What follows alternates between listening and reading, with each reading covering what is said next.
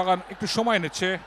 লাল কমল লম্বা বল এন্ডেম ডান পাশ শট এবং মোহনবাগান 1 ইস্ট বেঙ্গল 0।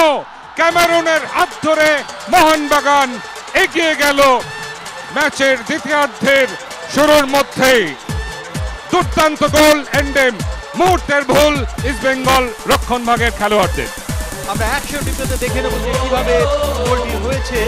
এন্ডেমে চমৎকার একটা মাপা শট এবং মুহূর্তের ভুল জায়গা পরিবর্তন করে ঠিক টপার ব্যাকরা নিজের জায়গায় না থাকতে পারে অনেকখানি ওপেন হয়ে যায় এবং সেই ওপেন স্পেসটিকে কাজে লাগিয়ে এন্ডেম কিভাবে সামান্য একটা টোকা দিয়ে ওখানে ঘুরে গেছিলেন এন্ডেম এবং গোলের মুখটি খুলে যায়।